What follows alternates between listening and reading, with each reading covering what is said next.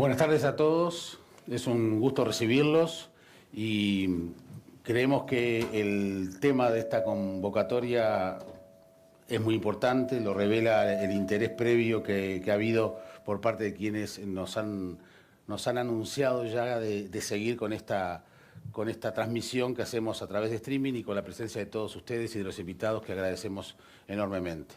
Los jóvenes y la salud mental. Es una temática de la cual mucha gente reconoce que no se habla, o que se habla poco, o que se falla permanentemente. Sin embargo, mucha gente repite este concepto y hay que ver hasta dónde realmente hay acciones concretas para tratar de solucionar un punto que se sabe que es crítico en la sociedad. Tenemos una serie de invitados que nos van a ayudar a entender lo que está pasando y sobre todo también a cuantificar, porque también sabemos que muchos de ustedes han investigado y le ponen nombre, número, rostro a un tema tan difícil y que por momentos parece que no tiene datos concretos para fijar lineamientos vinculados, por ejemplo, a las políticas públicas.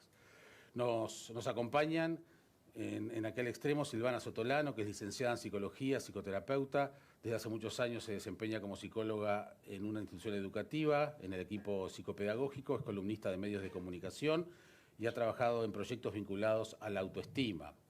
Luego está Pablo Hein, que es docente e investigador del Grupo Comprensión y Prevención de la Conducta Suicida de la Universidad de la República. Trabaja en temas de muerte, duelo, suicidio, precariedad. También trabaja en el análisis de notas y cartas suicidas. Es coordinador académico, profesor del título propio, especialista en suicidiología de la Universidad del País Vasco, dictado hace 6 años, y tiene a cargo una investigación sobre suicidio juvenil. Trata de hablar de temas de salud comunitaria y de un malestamos, así como de la salud mental. Nos situamos en un contexto más amplio, dice, y entonces nos vas a desarrollar, Pablo, este concepto. A su lado está Roberto Balaguer, que es psicólogo, posgraduado en psicología por la Universidad de Minnesota, está llevando a cabo un doctorado en la Universidad de Buenos Aires y es magíster en educación por Universidad Ort, y actualmente docente universitario en posgrados de la Universidad Católica y posgrados en la Universidad CLAE y de Ciencias Biomédicas de la Universidad de Montevideo. Después Lisette Margulis, es creadora de contenidos de la página entretiempos.psicología, es licenciada en Psicología por la Universidad Católica y diplomada en Psicopatología Clínica por la Universidad de Barcelona. Entretiempos nace en marzo del 2020 con la idea de llegar a jóvenes para compartir distintas frases y conceptos que tienen que ver con la psicología. Básicamente sus seguidores están entre los 18 y 35 años y actualmente su página tiene 192.000 seguidores. Y a mi lado está Felipe Polié, que es médico especialista en pediatría, actualmente es el director del INJU, el Instituto de la Juventud, del Ministerio de Desarrollo Social, y también está cursando una maestría en Administración de Negocios. Bienvenidos a todos y muchas gracias. Bueno, vamos a comenzar, Roberto, por el tema de la salud mental y los jóvenes. ¿Cómo definir exactamente el área de extensión del concepto? Porque también muchas veces se lo vincula exclusivamente al suicidio, la salud mental, y es mucho más amplio. ¿Qué tan amplio es el concepto de salud mental? ¿Cómo debemos tratarlo? Bueno, cuando hablamos, digamos, de adolescencia y salud mental, tenemos que pensar que estamos hablando de una población que está en una etapa de transformación, que está en una etapa, digamos, yendo desde la infancia hacia un proyecto adulto, a gestionar una identidad, a tratar de entender cómo funciona el mundo y cuál es su lugar en ese mundo, es decir, como dicen los chiquilines, tratar de ver si encajan, ¿no?, en los distintos grupos a los que pertenecen. Y además de todo eso, ¿no?, tienen que intentar generar cierta independencia y autonomía, transitando por ese periodo con, digamos, con mucha más toma de riesgos que frenos, es decir, es una etapa donde uno se anima más y de alguna forma evolutivamente eso está bueno porque ayuda a que las generaciones nuevas traigan nuevas cosas, pero todas esas cosas, digamos, generan una enorme vulnerabilidad, un enorme vaivén emocional, donde la salud mental, digamos, en esa etapa de por sí, ¿no?, es una etapa donde se pone a prueba, porque es como, está como en esa etapa de ebullición, ¿no? Entonces, las cosas son mucho más extremas, los amores son más extremos, los odios son más extremos, los dolores son más extremos, ¿no? Sentirse defraudado, sentirse dolido, toma otro cariz distinto. Eso sería a grandes líneas y en algunas pinceladas lo que es, digamos, algo de la salud mental en esa etapa donde, digamos, hoy por hoy hay un término que a mí me gustaría introducir ya de pique, ¿no? Que es el término de bienestar, ¿no? Que durante mucho tiempo se habló, digamos, en términos de salud o no salud mental, después mucho más centrados, bueno, en buscar cosas saludables, y hoy más centrados en lo que es el concepto de bienestar, que bienestar significa, digamos, justamente, ¿no? Estar bien con uno mismo. No importa tanto, digamos, los alcances que eso tenga, no importa tanto, digamos, los logros, los éxitos, los fracasos, sino la sensación de estar a gusto con uno mismo, ¿no? Dicho todo esto, y en la segunda parte de tu pregunta, ¿no? Que la asociamos con suicidio, sí, porque es una etapa donde se dan muchos suicidios deliberados y muchos suicidios también por accidentes, muchos suicidios por toma de riesgos, ¿no? Porque justamente una etapa donde se toman mucho más riesgos que otros, ¿no? Pero es una etapa también donde hay más violencia, ¿no? Donde hay más angustia y donde las cuestiones de género muchas veces marcan también diferencias en el manejo de esas emocionalidades que se ponen de manifiesto. Y por tomar un elemento más, comienzo de este año hubo una gran movida con el tema violencia juvenil, ¿no? Distintos entornos, sobre todo educativos, ¿no? Y muchas veces nos cuesta entender que, por ejemplo, la violencia para el género masculino es casi un sinónimo de malestar, ¿no? Es decir, nadie que está bien, ¿no? Está en violencia, en modo violento, ¿no? Pero a veces nos cuesta entender que la forma de manifestarse son unas diferentes según género, diferentes según edad, pero que todas pueden remitir, digamos, a un malestar, que es justamente lo contrario al bienestar. Silvana, estas situaciones en general siempre estuvieron, ahora tienen mayor visibilidad este tema de la salud mental, hay mayor cantidad de elementos por parte de los técnicos o los medios como las redes, y ahora vamos a hablar con Lisette también, ¿le dan visibilidad a este tema? Me quedé pensando, buenos días antes que nada, me quedé pensando en esto que decía Roberto recién del bienestar, ¿no? Yo por el tiempo que hace que me dedico a trabajar en educación y por también en un momento estuve muy vinculada al tema de todo lo que era embarazo y los primeros tiempos del vínculo, tengo como mi fortaleza de mirada en lo que es la construcción de los vínculos familiares y cuánto de eso marca también cómo llega el joven o el adolescente a transitar todo esto que recién Roberto describía también, ¿no? Una etapa tan rica porque en realidad los jóvenes nos traen una cantidad de desafíos y de progresos y de preocupación por algunos temas que son fundamentales, pero también cómo llegan a veces muy frágiles. Pero también creo, en relación a la pregunta que hacía recién, que lo que está pasando es que ahora se sabe todo. Entonces, creo que tenemos que recurrir a eso que antes decían, bueno, mi abuelo me acuerdo decía, tiempo fue, tiempo es y tiempo será, y le encantaba charlar y contarme cosas que pasaban cuando él era chico.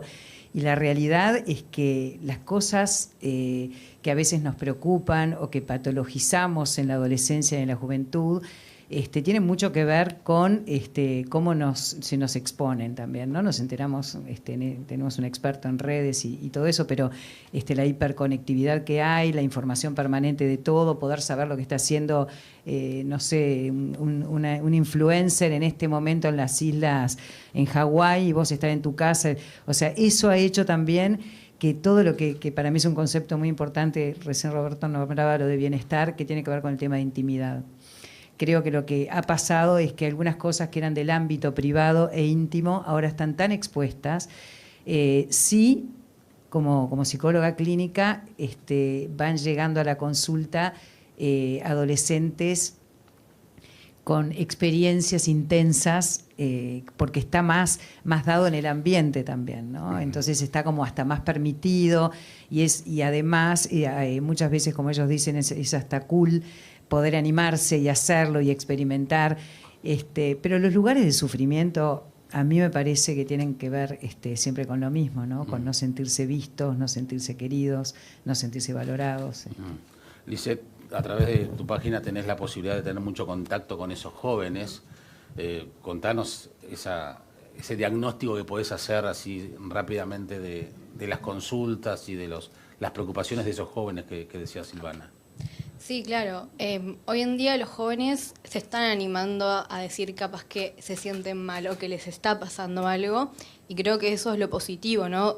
Las redes sociales en muchas ocasiones pueden ser vistas como de manera más negativa porque pueden sí traer mucha información, y yo lo que utilizo mucho en mi página es la información desde el punto de vista más positivo, pero una mirada más a todos nos pasa esto, a mí también me está pasando lo que a vos te está pasando, yo también me puedo sentir un poco triste, yo también me puedo sentir un poco desmotivado. Entonces normalizar, normalizar, pero también, bueno, como un colectivo, ¿no? Está bien a veces no sentirse tan bien, está bien a veces estar más triste. Entonces, bueno, utilizar las frases, utilizar los escritos a través de que la gente se conecte con todo eso y pueda utilizar las redes sociales como un medio para poder comunicarse y conectarse también con otros, ¿no? Eso me parece muy importante.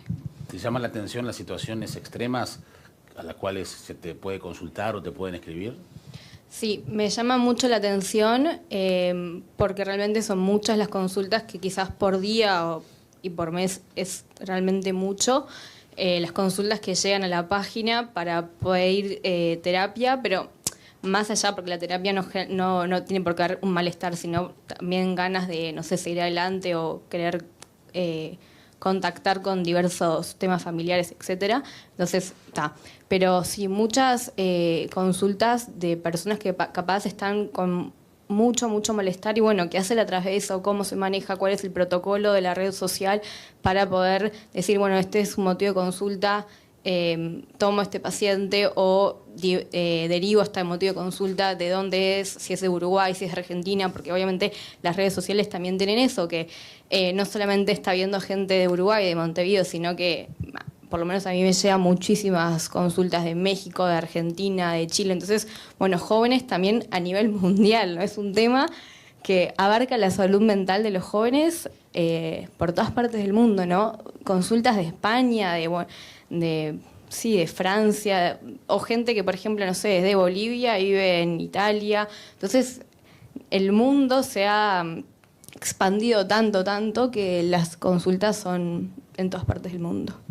Pablo, cuando hablábamos en la radio hace un tiempo, en la charla contigo, derribaste algunos mitos vinculados a quiénes se suicidan, las señales que dan, etcétera, ¿no? Las edades, los motivos, las causas de llegar a situaciones extremas.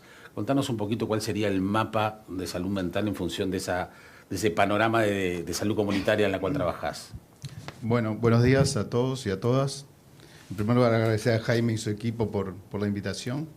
También a la Universidad Hort por prestarse a hacer estos temas que seguramente encierran, o no seguramente, encierran mucho dolor y en algunos casos mucho duelo. Hablar de estos temas de muerte, de salud mental, de suicidio, que nos involucran a todos como comunidad. Una cosa me parece importante antes de ir a la pregunta de Jaime, dos cositas pequeñas, pero las quiero decir, porque uno se siente un poco incómodo acá porque está rodeado de psicólogos, entonces quiero aclarar que sí, o se van o van a tener que bancar un poco, porque en realidad para la sociología sí tiene alguna ventaja, si es que la tiene, es que miramos todo desde el punto de vista social, ¿no? Entonces, la muerte, la mirada, la salud mental, es todo social para nosotros. La mirada es social. Por eso estás acá. Por eso cuando tenemos vergüenza bajamos la vista, porque no queremos conectar con el otro. ¿Sí? Esto está en un libro que se llama La forma de socialización, de George Simmel, de 1892, capítulo 5. La comida es social, los platos, la forma de organizar. Y también la salud mental es social. Y también la construcción que hacemos de los temas también es social. Entonces, es importante tener presente, como hoy hablaban de la comunicación, de que, por suerte, la raza humana tiene 2 orejas para escuchar y también tiene 2 ojos para ver y para informarse. Entonces, en este sentido, me parece también importante tener presente que a veces, y esto es una crítica a todos, que a veces la audiencia se deja dibujar un territorio por los expertos, un territorio de números, un territorio de situaciones, y no nos metemos adentro de ese territorio, ¿sí? Porque nos sentimos cómodos que dibujen la situación a través de las cifras, los suicidios, que está bien la pregunta de Jaime y es lo que quiere la gente y es lo que a veces moviliza el tema. Pero también déjenme decirles esto, que es importante que nos informemos todos sobre la situación y que así como hay esta lapicera se puede ver así o se puede ver así. ¿Está claro? Yo creo que el tema de los suicidios, en el caso, si quieren atar suicidios con salud mental, que yo a mí no me gustaría atarlo para ese lado. No necesariamente reducirlo, no, todo lo contrario, ampliarlo, Ahí no está. reducirlo, exactamente. Yo creo que en el tema del suicidio juvenil o del suicidio de la juventud, quiero, entre paréntesis, una cosa muy clara. Acá no importa ni si son 5, si son 100 o si son 1000. ¿Está claro? Las cifras creo que en suicidio ya no nos importan más en Uruguay. Tenemos una tasa de 23 cada 100.000. Es inadmisible esa tasa. Es inadmisible. Es amoral. Es una vergüenza que tengamos esa tasa. Es una vergüenza que hace 20, 30 años no hagamos nada. Es una vergüenza que no pedamos perdón a las familias que sufren ese dolor eterno, porque ni siquiera constituyen un duelo esas familias, ese tipo de muerte. Y no es que haya mejor muerte que otras, ¿eh? No quiero decir eso. En el caso del suicidio juvenil o suicidio adolescente, en Uruguay las cifras son estables. Son estables. Rondan entre 40 y 50 desde el año 2000. Que digamos del año 2019 aumentó un 49%. ¿Qué le decimos a los padres del año 2007 que fueron 52 suicidios? ¿O qué le decimos a los padres del año 2011 que fueron 51? ¿Me explico? Entonces, en ese sentido, tenemos que tener presente que hay ciertas muertes o ciertos suicidios o ciertos atajos que hacemos como sociedad para sentirnos cómodos, ¿no? Suicidio juvenil, salud mental.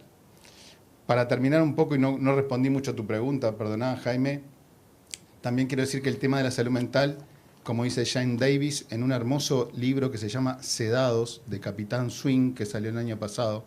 Jane Davis es un británico, antropólogo y sociólogo, y yo me gustó mucho ese libro. Para creer hay que ir a una iglesia o una sinagoga. Él tiene la hipótesis central ahí, es un libro muy interesante de leer, que la crisis de la salud mental es una generación de la modernidad tardía o del neocapitalismo, creada por diferentes circunstancias y que de alguna manera vienen atadas también a esta sociedad que tenemos, que es una sociedad que prioriza el individualismo, que prioriza el tratamiento, no la cura, que prioriza el bienestar, que sale del dolor, que sale de la negatividad. Ahí también viene con la psicología positiva, que los colegas pueden hablar un poco más a partir de la década del 2000, ¿sí? Con el Congreso de la APA de Estados Unidos y todo ese imperativo que hay de tratarnos y de ver, ¿no? Todos tenemos cerebros. El elefante, todos tenemos cerebros, todos tenemos mente. Y es mentira que el cerebro, después en otra intervención podemos poner algunos ejemplos, domina el cuerpo. No domina el cuerpo para nada. Lo que domina el cuerpo o lo que domina al ser humano es la historia, la civilización. Es el cuerpo, es la conducta y después es el cerebro. Como lo dice Marino Pérez, un psiquiatra de Oviedo famoso, ¿no? Que tiene un libro que se llama El mito del cerebro creador, de Editorial Alianza, del año 2008 o 2009, que es interesante de leer. Pero bueno, no te contesté mucho esto. No pasa nada, tenemos tiempo todavía. Quería hacer este preámbulo sobre salud mental y suicidio. Sí. Ampliemos un poquito más, aparte del suicidio, desde tus investigaciones, ¿qué otros elementos están dentro de la salud mental? ¿Depresión o todo es parte de lo mismo? A ver, ¿qué es la depresión? Si yo te digo, tú estás deprimido, perdona, ¿no? Cualquiera de ustedes está deprimido, por las dudas. Seguramente vamos a una patología, vamos a un diagnóstico clínico y seguramente vamos a terminar en un tratamiento y seguramente vamos a derivar en alguna medicación. La depresión es una desmoralización.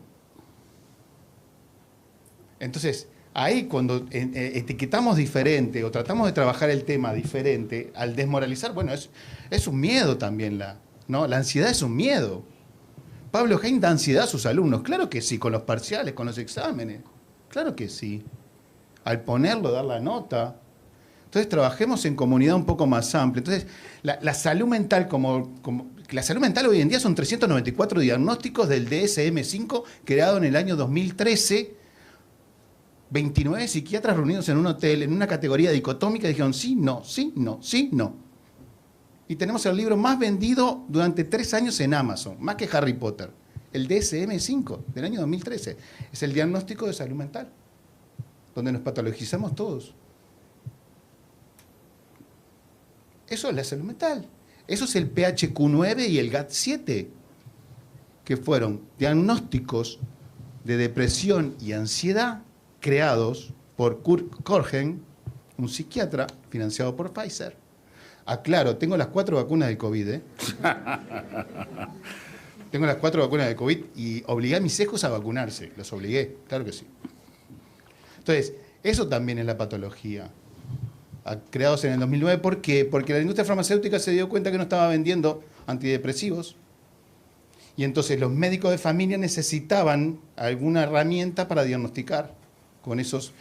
Pueden apuntarlo y después buscar ustedes, ¿no? PHQ-9, GAD-7, entre otros. Son diagnósticos de salud mental. Entonces, eso también es la salud mental, cuando encerramos al individuo en esa individualidad, que viene muy de la mano con la pérdida de colectividad, con la pérdida de cohesión social. Porque hoy que yo diga que estoy trabajando con la comunidad de la Asociación Cristiana de Jóvenes, está mal visto por mis vecinos o por mis compañeros de facultad. Y que él me diga que tiene un partido político, yo lo miro mal. Y que aquel me diga que va al club de bocha, yo también lo miro mal. Hemos perdido los elementos que nos dan comunidad. Claro que sí. Y nos están ganando. Independientemente de todo lo que tengamos que decir, y ya no hablo más ninguna intervención, cuando el neocapitalismo se nos mete debajo de la piel, ya estamos embromados. Ya estamos embromados. Y esto no es ideológico, ¿eh? Y acá no estamos hablando de izquierda, de derecha, de colorado, de frente amplista, ni de cristianos, ni de judíos. Estamos hablando de una comunidad, un sentido más amplio. Que tenemos que tener categorías diagnósticas que nos permitan ubicarnos no en una patología, sino en un malestar. Claro que sí que estamos mal. Claro que estamos mal. Pero si patologizamos salud mental, yo en eso no me meto. Felipe, políticas públicas. Director del INJU tiene una campaña, la institución de Ni Silencio ni Tabú, con mucha visibilidad. ¿Cómo fue generarlo? Y bueno, y en este panorama que han descrito ellos, ¿cómo insertar las políticas públicas? Bueno, primero que nada, agradecerte, Jaime, y agradecer a la universidad por la invitación. Me gusta hablar después de Pablo porque siempre es divertido escucharlo y entretenido y uno aprende. Y Pablo fue de las personas con las que cuando comenzamos a diseñar nuestra estrategia, fue de las primeras personas que consultamos porque realmente podemos decir que Pablo es un militante social de este tema hace muchos años de que el tema estuviera en la agenda. Y creo que es interesante y yo comparto plenamente el entendimiento de que las temáticas de salud mental son mucho más que temáticas sanitarias y que por tanto el abordaje desde la política pública tiene que venir más desde las políticas sociales que necesariamente solo desde lo sanitario.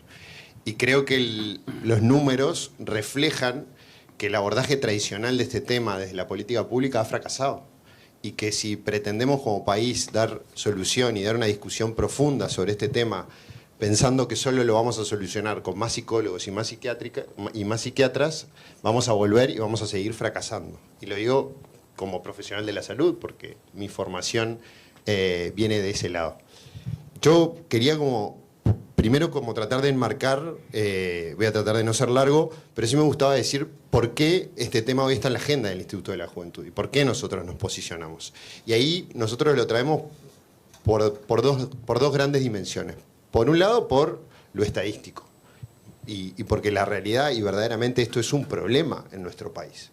Y tal vez es uno de los problemas más profundos y más desafiantes para el futuro que tenemos como país y como sociedad. Y como un problema complejo, tiene un montón de aristas que hay que abordar y creo que es interesante entender la complejidad que tiene el fenómeno. Y en lo estadístico quiero compartir hoy con ustedes una información que venimos desarrollando del Instituto de la Juventud, el INJU, desde el año 2013, viene desarrollando cada 5 años una encuesta que se hace con el Instituto Nacional de Estadística, y que en esa encuesta hay un módulo específico de salud mental, y lo que nosotros vemos sistemáticamente en la evolución es que estamos cada vez peor.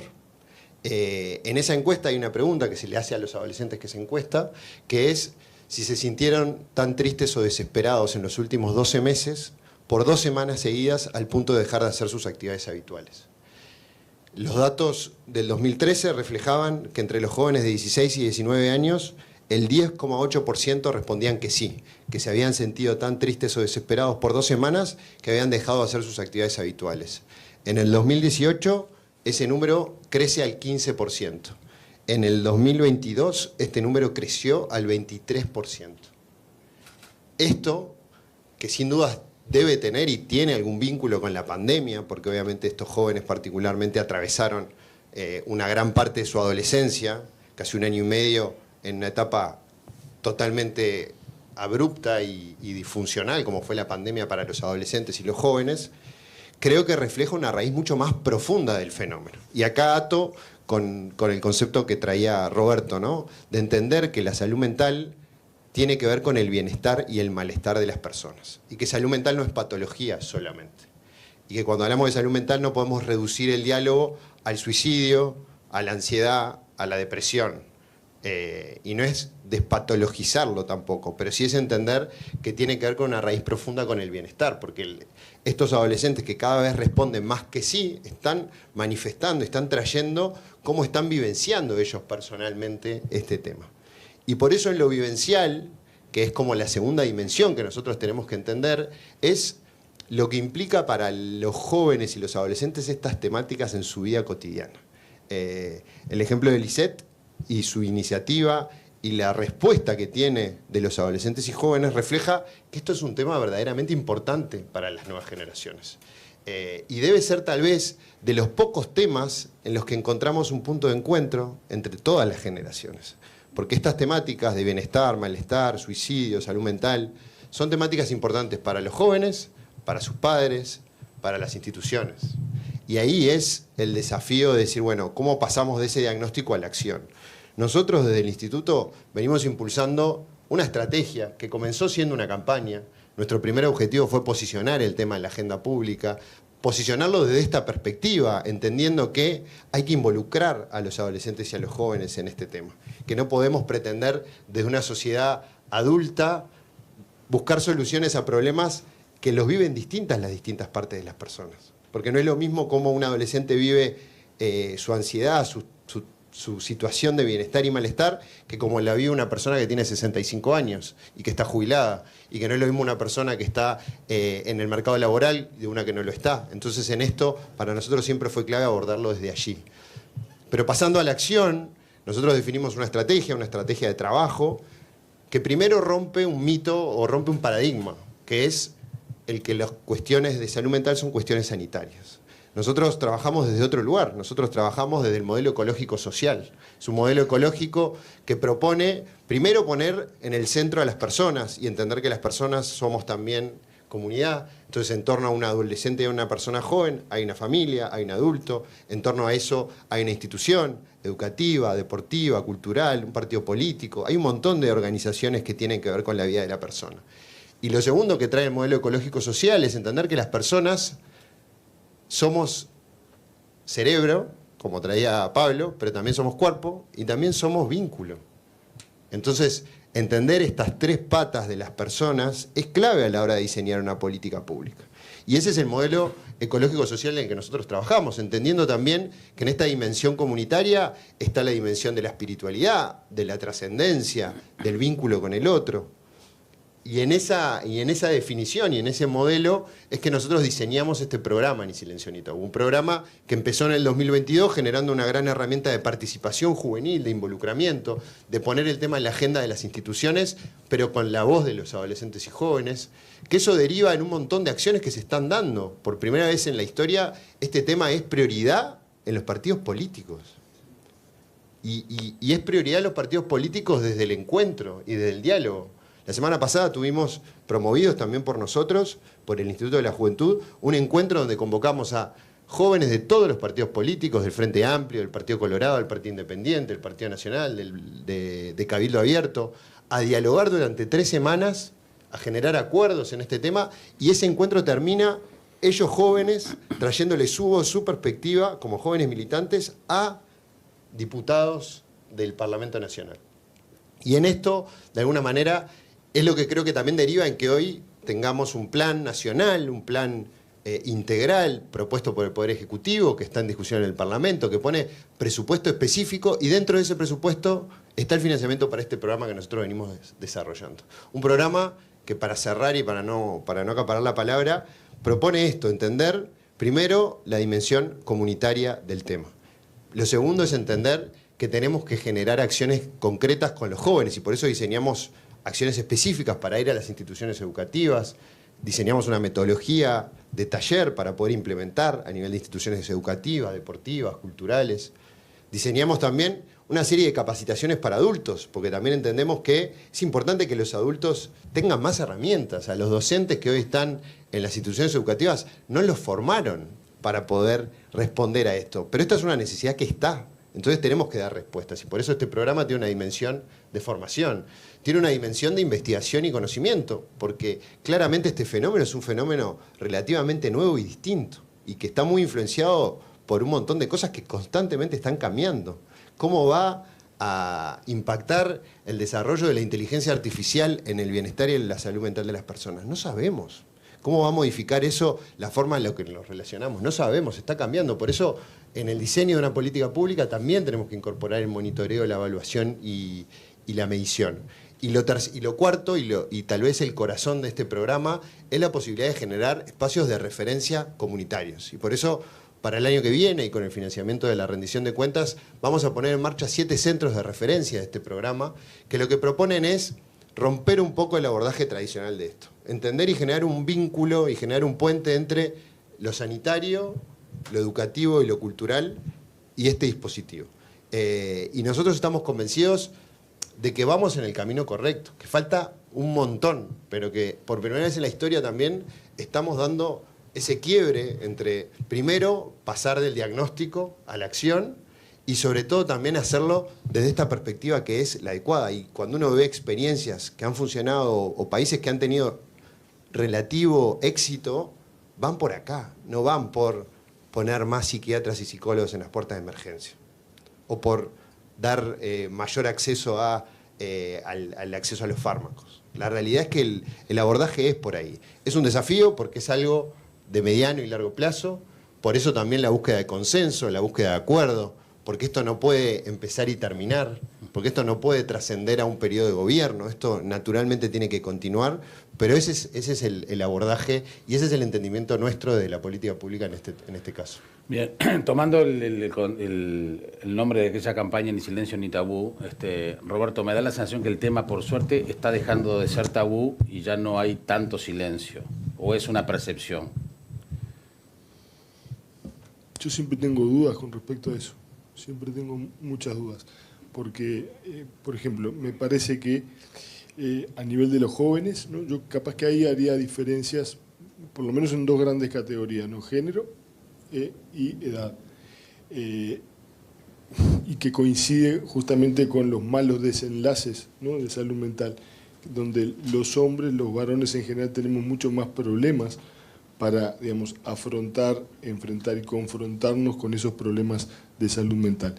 Generalmente se manifiestan de repente, ¿no? en otras cosas mucho más de actuación, ¿no? Que tiene que ver con la violencia, que tiene que ver con esas manifestaciones más riesgosas, con accidentología, con un montón de cosas, pero nos cuesta mucho más culturalmente, y quizás no solo culturalmente, sino también, digamos, ya desde algo que viene de mucho más tiempo atrás, que tiene que ver con cómo, digamos, algunas diferencias que traemos ya de base, en esto de enfrentar la salud mental y poder mirarnos al espejo, asumir y pedir ayuda, ¿no? Entonces, hay que tener como 2 categorías. Y creo que a nivel de los jóvenes, quien tengo al lado me parece que puede decirlo después con datos mucho más claros. Los jóvenes quizás tienen esa posibilidad de utilizar las redes para, desde cierto grado de anonimato, de cierto grado de lejanía, ¿no? Que cierto nivel de protección que le permite decir cosas sin tener que ir al gabinete psicopedagógico, por ejemplo, de un liceo, ¿no? Sin mirar a nadie a la cara. Sin mirar a nadie a la cara, ¿no? Sin tener que a veces utilizar su propio nombre, ¿no? Utilizando, digamos, un seudónimo, una identidad, digamos, que le da cierta protección. Ahí tienen un plus, ¿no? En esta comunicación donde en distintos lugares tienen la posibilidad al menos de manifestarse, de decir, mirá, a mí me pasa esto, y encontrarse con otros tantos, ¿no? Que también encuentran que les pasa lo mismo, y eso, digamos, en términos de salud, ¿no? Ya es un paso.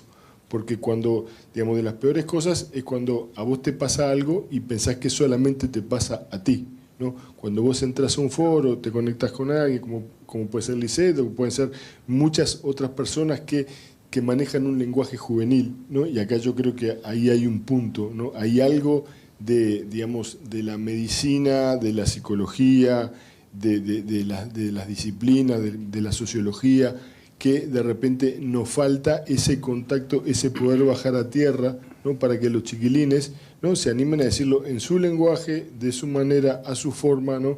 Me está pasando tal y cual cosa. Si lográramos, ¿no? Eso, ya avanzaríamos muchísimo, ¿no? A mí me encanta la iniciativa de Felipe del INJU, porque me parece que es, primero, sacarlo esto del ámbito de la salud mental. Y hay muchos lugares que son lugares privilegiados para el desarrollo del bienestar y por ende de la salud mental. Las instituciones educativas, sin lugar a dudas, ¿no?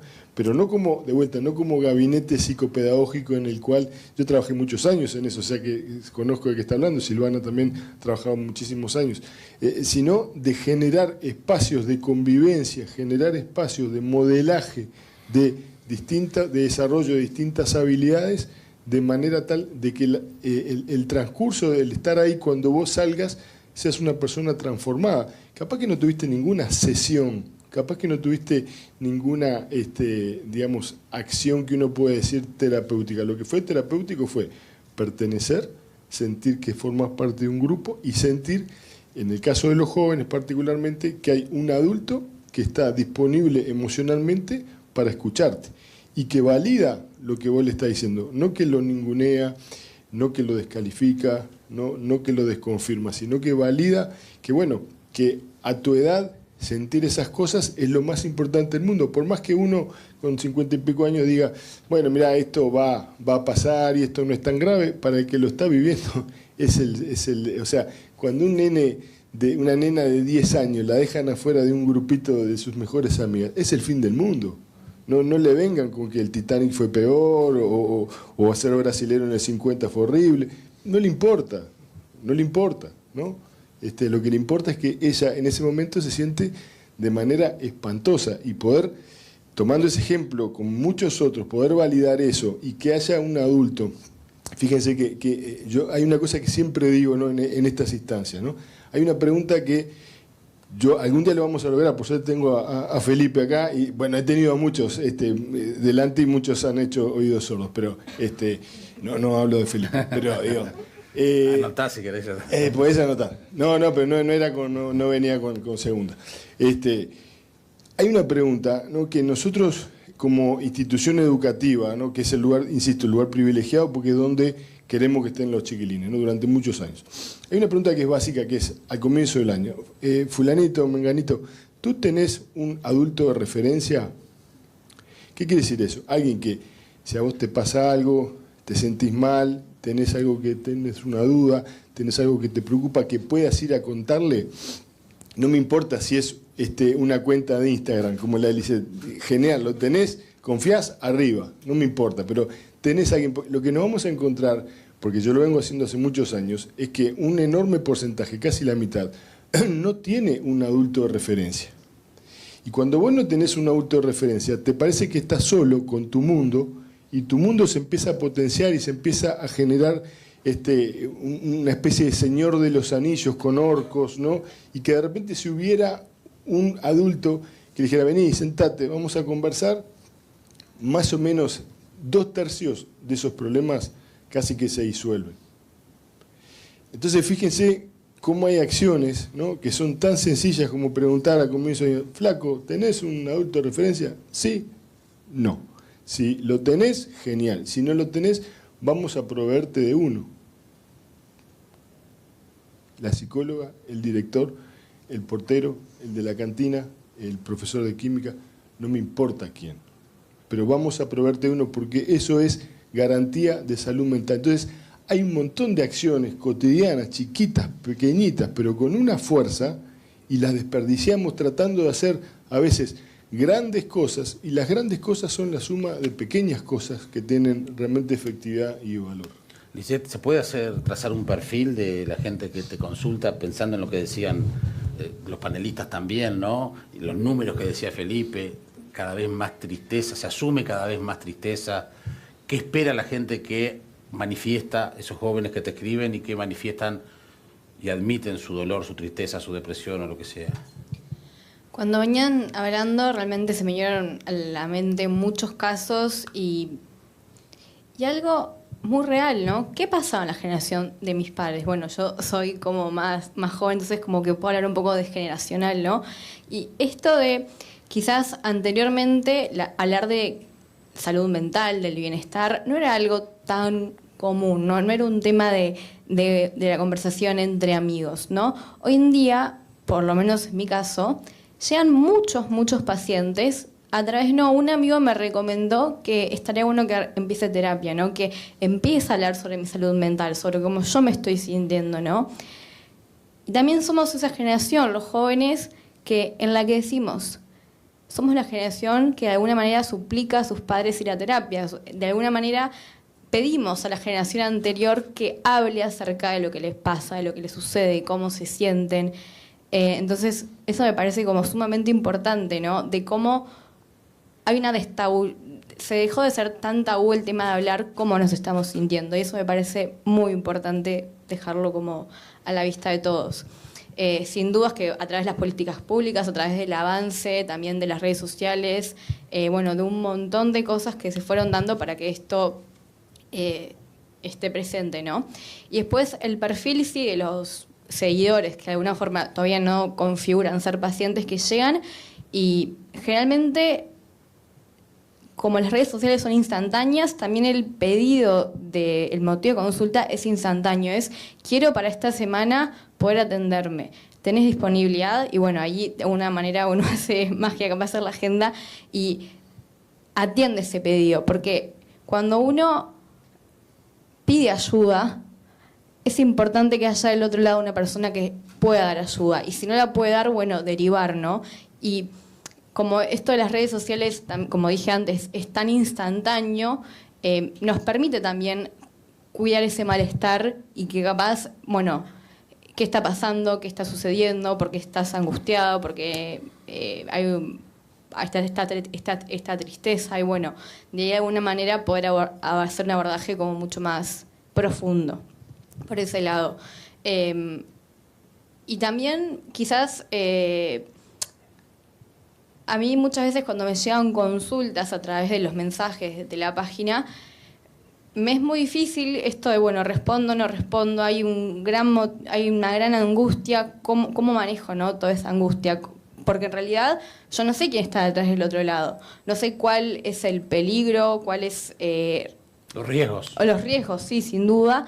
Entonces, también hay que ser muy cuidadoso por ese lado. Generalmente hago una llamada o invito a que haga el consultorio. Entonces, esa es como un poco la forma en la que yo me manejo siempre y cuando cuidando mucho la salud mental, la estructura más bien de la que es la psicoterapia y también cuidándome a mí, ¿no? Porque esta información, esta angustia que llega, ¿y a mí cómo me afecta, no? Como psicóloga.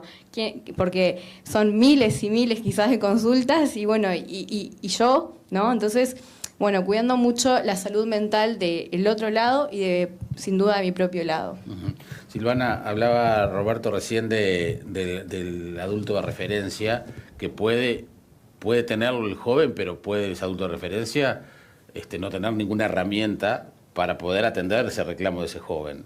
Lisette hablaba de, ella pertenece a una generación que le reclama a sus padres, ¿no?, el tema de la terapia y todo eso.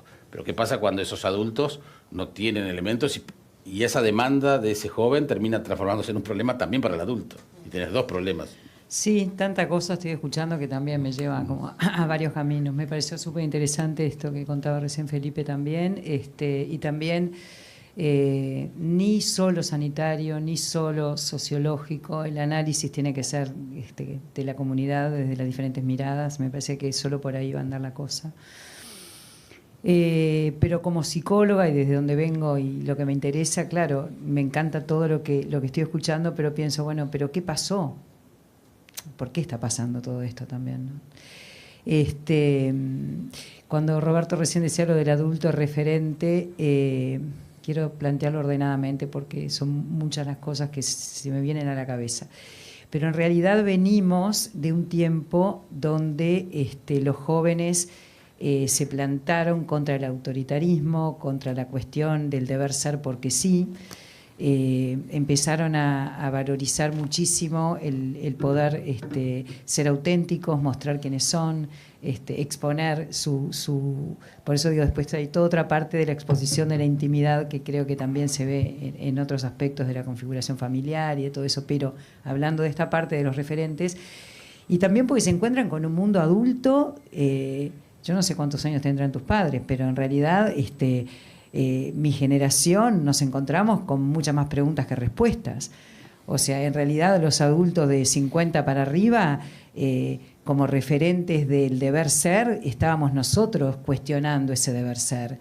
Entonces también los jóvenes de 18, 19, 20, 21, 20 y pico de años están teniendo que construir una identidad de la juventud a partir de sus propias experiencias, con un péndulo que a veces, claro, se va para el otro lado, como en todo cambio, y se generan estas conductas de mayor riesgo o de consumos excesivos, o sea, con todo lo que después viene colateralmente, pero que es muy válido ese sufrimiento, ¿no? Los jóvenes, yo lo que escucho en el consultorio permanentemente es que la mayoría de los padres no tienen ni idea de lo que hacen sus hijos, que hay una soledad enorme.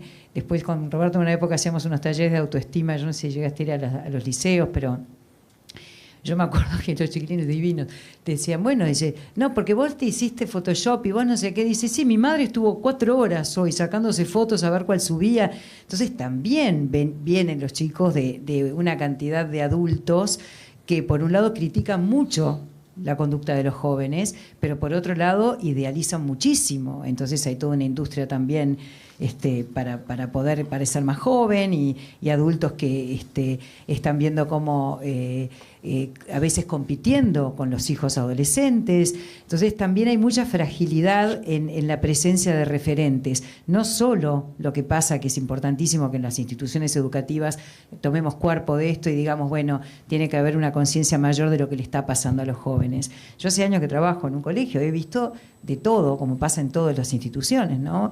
Maestras que ves con una vocación de escucha y una apertura, otros docentes que no tenés idea de por qué están trabajando con niños, otros que, o sea, pasa de todo. Entonces también es difícil encontrar referentes a veces dentro de las instituciones educativas. Y por otro lado, en esta caída del deber ser, y no hay crítica, es observación pura, hay una necesidad de esos referentes. Entonces también se ha volcado muchísimo afuera. Hay poco tiempo de revisión personal, se subvalora el tiempo de reflexión, nos pasa en el mundo adulto también. Entonces hay una inmediatez de satisfacción, lo que decías recién tú, ¿no? Quiero esta consulta esta semana, pero también los adultos vivimos así. Entonces hay una búsqueda de satisfacción inmediata, una búsqueda de contacto con el otro a través de la virtualidad y después caen en un vacío terrible que se vuelve a llenar con una mega exposición y con una búsqueda de nuevo a través de las aplicaciones del encuentro. Y ustedes escucharán, y bueno, la audiencia también, y nosotros trabajando en esto, que la frecuencia con la que aparece, no sé qué pasó, salí 2 o 3 veces, desapareció, conocí a alguien en las redes y no apareció más, no sé qué hice. Y la pregunta ahí recién va para adentro, pero desde un lugar crítico, ¿qué no tuve yo para estar a la altura de lo que el otro espera? Entonces hay una mirada hacia afuera de que el otro nos diga si somos lindos, si valemos, si somos interesantes, si salimos bien en una foto, y muy, muy poco tiempo para preguntarnos qué nos pasa. Entonces, el ámbito privado está subvalorado en función de dedicar tiempo material y emocional a una respuesta que está afuera, que termina siendo una respuesta vacía, sin rostro. Yo lo veo todo el tiempo. Yo ya creo que debo estar grande, tengo que cuestionarme si puedo seguir en el colegio, porque cada vez me pasa más que me pongo como intensa cuando vienen los padres y te dicen, no, pues nosotros le cortamos la comida de 1 centímetro y duerme en la cuna Montessori. Y yo amo Montessori, el colegio en el que estoy trabaja, pero todo está dicho, todo está escrito por otro, todo es. Entonces yo le digo, oye, ¿a vos qué te pasa? ¿Cómo sentís la maternidad? ¿Qué te trajo esto? ¿Qué te mueve? O con un hijo adolescente, ¿qué te pasa? En vez de leer 28.000 blogs y que otro sabe más que yo. Entonces el otro siempre, que además es un otro sin rostro, sabe más que uno. Entonces creo que para poder tener un buen vínculo con lo público hay que tener primero un trabajo interno que es dificilísimo, porque todo conspira para que eso no se dé, de revisar qué nos pasa, ¿no? Quiénes somos, qué queremos. Yo con mis pacientes siempre trabajo por ahí, ¿no? Bueno, no importa los derrapes en el camino, lo que importa es, bueno, saber qué quiero y hacia dónde voy, tener un proyecto. Vos, Felipe, dentro de lo que estás haciendo, recién decías eso. En el camino vas a toparte seguramente con una cantidad de dificultades, con alegrías, con problemas, pero bueno, el proyecto personal tiene que ser así también. Y hay que construir. El otro día, no sé, estaba en Instagram y leí una cosa ahí que decía, no importa quién lo había escrito, pero decía, si alguien te abandona, a partir de este episodio espantoso de Punta del Este, ¿no? Si alguien te abandona, no lo busques, déjalo de no sé cuánto, una cantidad de consejos. Entonces yo me quedé pensando, ¿no? La persona que llega a un acto de ese tipo, probablemente ese estilo de discurso no es el que puede escuchar, ¿no? Ayudemos a que nuestros hijos tengan una autoestima, que cuando se vinculen con alguien puedan hacerlo desde un lugar amable consigo mismos, que entiendan por qué están en determinado lugar, que no permitan ser destratados. Pero para eso no es afuera ni porque te elijan, es porque uno primero tiene que elegirse. Pablo, a raíz de algunos testimonios de los últimos días o algunas situaciones trágicas, una cantante hace poco, esta semana, habló de lo mal que se sentía y que estaba pasando el peor año de su vida por una depresión. El hecho de ayer de Victorino, por ejemplo, el suicidio de Victorino, el jugador de fútbol. Sí. Entonces, también uno encuentra que aparecen los testimonios en las redes, que lo tomo como un dato, no como la palabra santa, pero que con esa suerte de consejos y de, ¿no? Entonces, ¿cuál es el punto justo entre lo colectivo y lo individual, tomando conceptos que se han dicho en este panel? Sí, y también aparece lo neuro, ¿no? Yo a partir de mañana me voy a presentar como neurosociólogo, porque ponemos el prefijo neuro, parece que... Neuroarquitectura vi el otro día, la pucha. Y le dije a Ana, mi señora, ¿vos estará bien nuestro cuarto? Capaz que... Como neurótico. Pues. Claro, nos llevamos mal porque en nuestro cuarto consultamos a un neuroarquitecto. Me vino una frase en la cabeza que... Hablo, es un psicólogo que dice, yo no tengo un martillo, todos los objetos se me transforman en clavos. ¿No? Es una frase del 60, creo que, ¿no? Es una frase muy sencilla que yo le pongo un martillo, todo se me transforma en clavo. Entonces, a la pregunta, pero me quedé pensando, creo que hay que derribar muchos mitos, y voy a la pregunta de Jaime y voy a una cosa que me encantó que dijo Felipe ahí al pasar y no quiero dejarla en el olvido. Le dijiste, es muy tímida, pero tenés que tener más fuerza para esto y te voy a apoyar. Tenemos que derribar algunos mitos. El mito de la salud mental. Tenemos, lo dijo Sandra Romano hace un mes y medio. Usa el otro micrófono, por favor. Ahí está. Hola. Ahora sí. Y lo dijo Sandra Romano hace un mes y medio en un encuentro, tenemos una tasa de psiquiatras en Uruguay de 17,6 cada 100.000. Europa anda en 12, España anda en 11. Tenemos una tasa de psicólogos de 7 cada 100.000. Chile anda en 6, Argentina anda en 5. ¿Pero qué dice ese número? Explícamelo. Lo que dice ese número es, le estoy poniendo evidencias a ustedes, ¿sí? Evidencias numéricas si quieren, si no podemos poner evidencias emocionales ahora, de que a veces construimos los uruguayos y las uruguayas un mundo y no es así. Hoy, y ahora voy a lo de Felipe, dijo muy sano, y me gustó mucho, y lo voy a citar, con Uruguay no se arregla con pastillas. No se arregla con pastillas. Y liberamos las pastillas, ahora vamos a liberar las pastillas. Hay un artículo en Búsqueda Hermoso de Gabriel Pereira, que el año pasado hace el único prestador de salud pública, el prestador de salud pública, perdón, que es la mitad de la población, 70 en el interior, 30 en Montevideo, recetó 3 millones de recetas verdes el año pasado. Está en búsqueda en Gabriel Pereira. 3 millones de recetas verdes. No pasa por pastillas, no pasa necesariamente por psicólogo, no pasa necesariamente por psiquiatra. Tenemos que dejar a las pastillas para aquellos casos de pastillas. Tenemos que dejar a los psicólogos para aquellos casos de psicólogos. Tenemos que dejar a la psiquiatría para aquellos casos de psiquiatría. Pero eso no es el camino corto que le piden a ella. No todo el mundo se psiquiatriza. Claro, es el camino corto. Es lo que a mí me sirve. Es lo que a mí me sirve. Si mis hijos están ante un estrés, anda al psicólogo. Pero el problema del mundo adolescente es el mundo adulto. Es el mundo adulto. Y es el estrés que le ponemos al mundo adulto, a la adolescencia. Y esto no lo digo yo y no lo creo yo. Tienen que leer un libro que se llama Cuando un niño se da muerte, de Boris Cyrulnik, que es un psiquiatra, neurólogo. ¿Sí? No es ningún sociólogo. Capítulo 1 y 2. No es chiste, lo tienen que leer. Todos aquellos que trabajan con jóvenes tienen que leer ese libro. Es de Gediza. ¿Sí? Sale muy poco, está en PDF. Cuando un niño se da muerte. Y ahí nos explica él neuronalmente, cosa que yo me opongo, pero entendí, que los niños y las niñas nos formamos genéticamente acá, a edades muy tempranas, a los primeros meses, diferentes.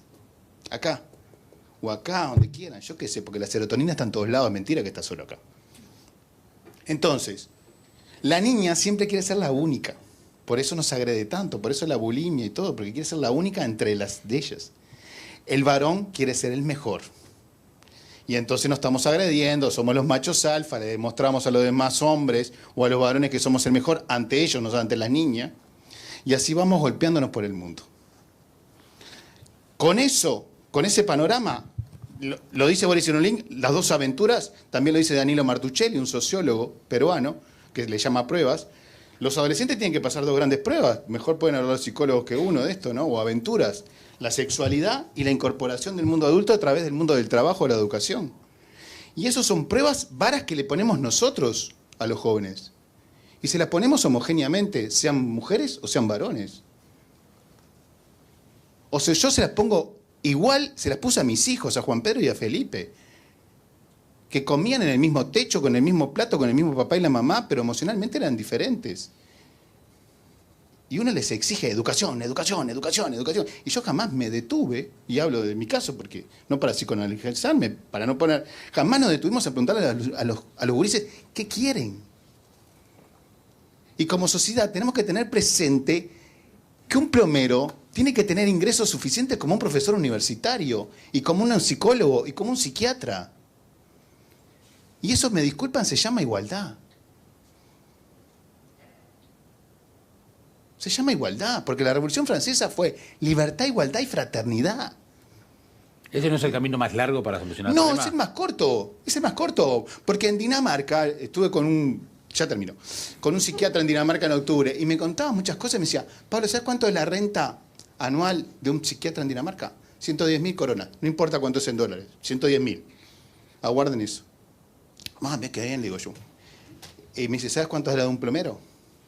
85.000. La de un profesor de secundaria, 100.000. En términos de renta están todos ahí. Están todos igualados. Porque la igualdad protege. La igualdad protege. Pero eso no lo solucionaste de un día para el otro. No, pero con políticas, como está haciendo Felipe con los liceos y con los colegios. Tenemos que tener una política de Estado en términos de eso. Y cuando digo igualdad no digo que seamos todos pobres y andemos con alpargatas, claro que no. Yo no las odio las alpargatas. Por supuesto que seamos todos de Peñarol, eso sería ideal. Pero en términos de una igualdad, de una distancia, no tenemos que tener tanta distancia, porque la igualdad nos protege.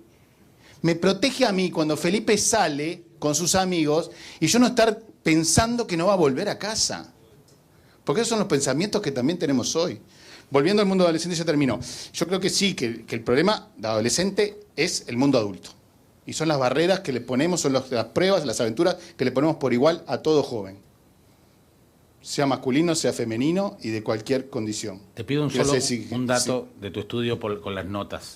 Con las notas solo quiero decir una cosa, y es una cosa que nunca la dije y... Con las únicas notas que yo lloré, que lloré, fue con las notas de los jóvenes. Sí, sí. ¿Pero acusan al mundo adulto? Sí, claro. Y lloré porque me vi a mí ahí como padre. No porque los padres habían hecho eso, ¿eh? Lloré porque me vi a mí como padre y dije, puta, perdón. Dije, qué jodido que fui yo. Entonces yo le digo a Felipe, bueno, ni silencio ni tabú, está bueno trabajar con los gurises y con el mundo adulto que los rodea. Pero hay que trabajar con los gurises que sean menos embromados que nosotros. Porque nosotros ya estamos formateados en el mal, por decirlo de alguna manera, ¿no? Estamos formateados con cierta cabeza. Educación, esto, lo otro. Entonces, hay que inculcarle a los gurises otras cosas, otros valores más comunitarios, más amplios, que respeten más. Porque el problema del suicidio de la tercera edad, y salgo del foco generacional, es la juventud, el edadismo que tenemos, la discriminación por edad, que es la tercera discriminación del mundo, edadismo, lo googlean ahí. Entonces, creo que trabajar así con foco juventud, por la juventud y el problema de la juventud, no, el problema es más amplio. Y yo trabajaría con la juventud en un sentido de que sean menos embromados que lo que fuimos, somos y vamos a ser nosotros, ¿no? En este mundo. Bien, ahora le voy a hacer una pregunta a Felipe, pero ya a partir de ahora también escuchamos las preguntas de ustedes y inclusive quienes nos están viendo también pueden mandarnos preguntas allí en el chat de la transmisión para poder hacérselas. Ante todo este panorama, ¿cómo encarar desde el Estado este tipo de soluciones, de propuestas, superando el tema de los números y lograr una cosa mucho más profunda, como decía Pablo recién, ¿no? Bien, lo primero yo creo que es con responsabilidad y sin cortoplacismo. Los problemas complejos no tienen soluciones simples. Pero es un tema que requiere cortoplacismo también por la gravedad. Entonces, ¿cómo conciliar las dos miradas? A eso voy, porque también quiero hacer un comentario sobre las acciones concretas, ¿no? Pero lo primero es entender la complejidad que tiene el problema. Y por eso creo que este tipo de acciones y este rol que toma, en este caso, una universidad que dice, bueno, vamos a generar un diálogo dentro del mundo académico para darle lugar a esto, el rol que estás teniendo tú hoy como comunicador y que lo tenés en tus lugares, son parte también del rol y de entender que en esto todos somos agentes de salud mental y que somos agentes de salud mental los que tenemos un rol de responsabilidad en una institución y podemos tomar decisiones, pero también son las personas que hoy están acá y que probablemente de acá se vayan a su casa y hablen con alguien y compartan, o el rol que tiene un periodista cuando en su programa de radio invita a un experto para hablar de este tema y ponerlo en la agenda. Respecto a las acciones concretas, yo creo que es eso, visualizando acciones del corto plazo y proyectando acciones del largo plazo en las que no podemos pretender tener resultados de un día para el otro. Pero sí priorizando invertir en ese tipo de acciones, que son las que en el mediano plazo van a cambiar el rumbo de lo que estamos viviendo. Entonces, yo quiero destacar, y a mí el Plan Nacional Integral que presenta el Poder Ejecutivo tiene un componente, y tal vez el más importante, que viene de la mano de medidas en relación al tratamiento, a la rehabilitación, a la inclusión. Dentro de ellas hay algunas acciones que tienen que ver con el acceso a a medicación, el acceso a consultas, y un montón de acciones que son las del corto plazo y las que tratan de dar una respuesta real que existe, porque tampoco podemos desconocer que todavía, si bien la distribución, y yo comparto lo que dice Pablo, y creo que el problema no va por ahí, por eso cuando insistía en mi análisis y en mi visión, yo traje mucho de esto, que hay que salir de lo sanitario, pero también en el corto plazo hay que dar mejores respuestas desde lo sanitario. Porque también es real que, dependiendo del prestador del que uno es, la posibilidad de acceder a una consulta cuando la requiere es distinta, que no es lo mismo si vivís en Montevideo que si vivís en Bella Unión. Lo reconoció el presidente Haas en su momento, que no es lo mismo, se estaba en el debe en salud mental. Que no es lo mismo si sos pobre que si sos rico. O sea, realmente la capacidad de acceder y poder responder es distinta. Y por eso hay medidas y acciones concretas de ese plan que van allí. Pero yo creo que las más importantes y las que a mí... como persona responsable y teniendo un rol de responsabilidad de gobierno, también me ponen orgulloso de decir, bueno, empezamos a invertir también en las acciones de prevención y promoción. Y por eso, dentro de ese Plan Nacional de Salud Mental, hay una dimensión de un presupuesto de casi 2.5 millones de dólares que son específicos para la puesta en marcha de este programa que yo les comentaba, que es un programa que propone, primero, un abordaje distinto a partir de un modelo que es este modelo ecológico-social y que propone entender que las cuestiones de salud mental hay que entenderlas desde el bienestar y el malestar y que hay que trabajarlas desde la comunidad y que para poder eso hay que generar acciones con los propios gurises porque hay una dimensión de involucramiento y participación y sentirse parte, de propósito, que creo que vos lo traías a la mesa, de entender que uno tiene un sentido, que la vida tiene un sentido. Pero eso también parte de romper un montón de mitos que también nos fuimos construyendo, ¿no? Y en este mundo donde estamos muy condicionados por la inmediatez, por el consumismo y por un montón de cuestiones, a veces perdemos de vista eso de la trascendencia de la persona. Por eso hay que ir a la base a veces y decir, bueno, ¿cuál es el modelo de la intervención que tenemos que hacer desde la política pública en prevención y promoción? Primero es entender que las personas no somos solo material, que no somos solo cuerpo o cerebro, que también está esta dimensión de lo espiritual, del vínculo, del diálogo, de lo comunitario, que es una parte importante. Y que en las acciones de mediano plazo hay que invertir, hay que poner plata, porque no es que vamos a poder hacer un programa de prevención y promoción involucrando a docentes, involucrando a los jóvenes, involucrando a la comunidad, generando respuestas, acciones de comunicación. Eso se genera con recursos. Y bueno, afortunadamente hoy estamos empezando a invertir. Yo soy optimista, y acá cierro, de que el consenso en la agenda pública y la responsabilidad de los actores que toman las decisiones, vamos a estar a la altura de que esto no termine en una inversión puntual, en una rendición de cuentas. Que además, claramente, no es suficiente. Porque cuando uno a veces dimensiona y analiza el presupuesto nacional y decir, bueno, como una cosa histórica para nuestro país, se van a invertir 20 millones de dólares en esto, ¿es un avance importante? Claro, y hay que reconocerlo y hay que dar ese paso. ¿Es suficiente? Por supuesto que no. Tenemos que invertir muchísimo más. Cuando uno lo analiza en términos porcentuales de cuánto eso es del PBI del país, estamos hablando mucho menos del 1%. Claramente hay que invertir mucho más. Pero bueno, estamos dando un paso importante, el primer paso importante. Y creo que eso es una dimensión clave. Pero para cerrar, y yo creo que es lo clave, las políticas públicas y las políticas de Estado no las hace el que las comienza, las hace el que toma la decisión de darles continuidad en el tiempo.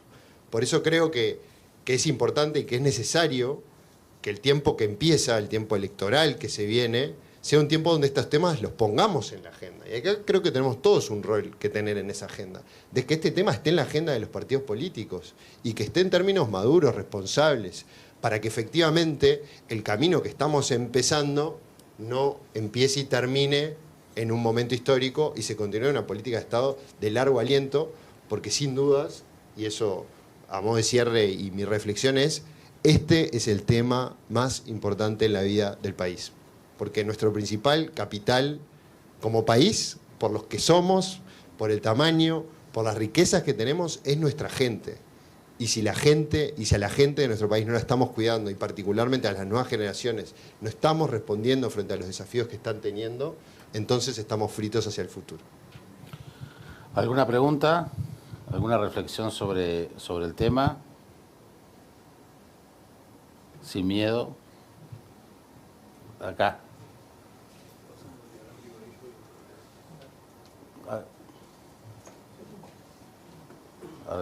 a un micrófono de acá.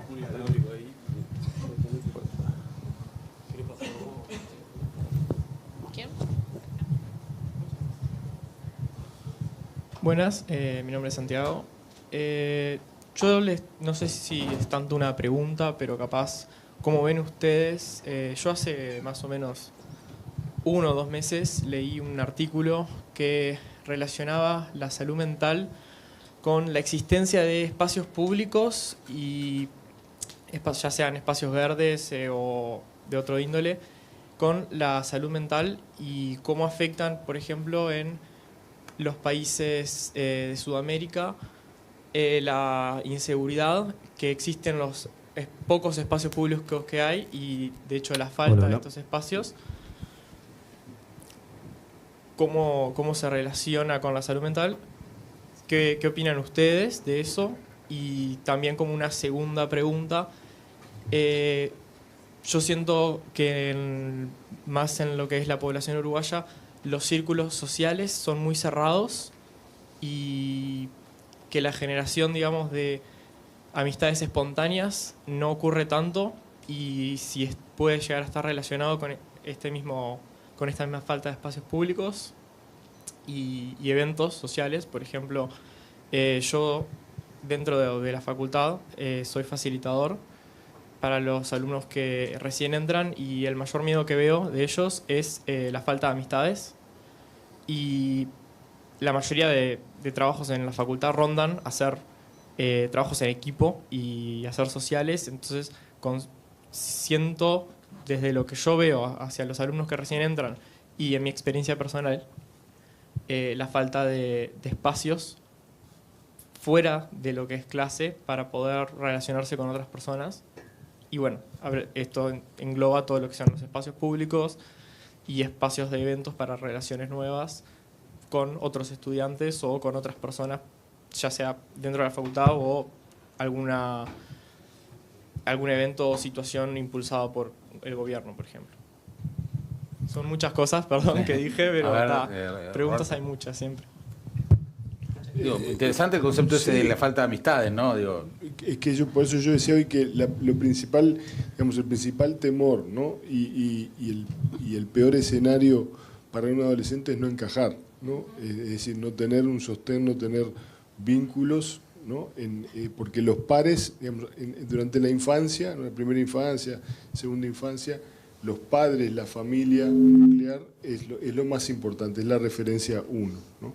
Pero a partir de la adolescencia, los pares empiezan a ser, digamos, lo más importante. La opinión de los pares y la opinión y valoración y esa suerte de ranqueo que se da en los distintos grupos en el cual estás adentro o estás afuera, es crucial para sentirse que formás parte de algo, ¿no? Incluso muchos, ante la ausencia de poder formar parte de algo, encuentran que pueden formar parte de bandas o de pandillas, ¿no?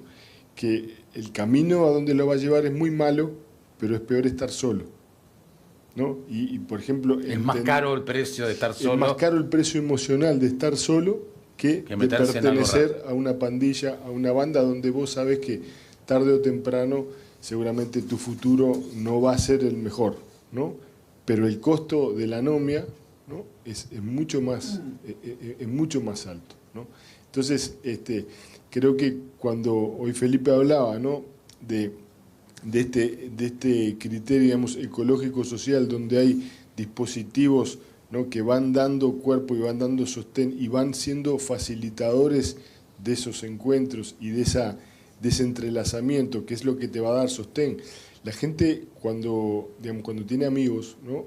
vive más y vive con mayor bienestar que cuando no tiene amigos, ¿no? Entonces lo que vos decís es muy correcto tu observación, ¿no? O sea, la propia ciencia eso lo valida, ¿no? Entonces, la importancia en un mundo donde están conectados capaz que con, yo diría, 10, 15 o 50 veces más gente que la que estábamos conectados nosotros en nuestra adolescencia, eso fortalece mucho los llamados vínculos débiles, ¿no? Y debilita mucho esos vínculos fuertes, es decir, los jóvenes actuales llegan a mucha más gente, ¿tá? Pero de forma mucho más debilitada. Es decir, son menos cohesivos esos vínculos, ¿no? Entonces, generar espacios en los cuales se pueda cohesionar eso, donde se puedan, digamos, armar grupos de pertenencia y que den sentido, ¿no? Es muy importante. Y esto de sentido es sumamente importante, incluso con el tema este que ha aparecido colateral del suicidio, porque en los dos lugares donde hay más suicidios es donde muchas veces lo que hay es una falta de propósito, una falta de sentido, ¿no? Tanto para los jóvenes como para los adultos mayores que no tienen mucha razón para seguir viviendo. Tenemos mucha gente conectada del interior y eso lo celebro. Acá hay una referencia al concepto que manejaba Pablo.